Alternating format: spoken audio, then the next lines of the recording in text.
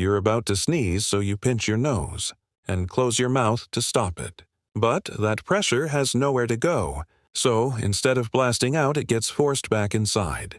Your body, in a split second, the air can rupture.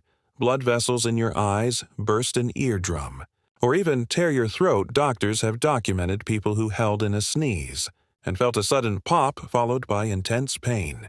Because the pressure literally damaged internal tissue, you see, a sneeze can reach over 100 miles per hour, and your body is designed to release it.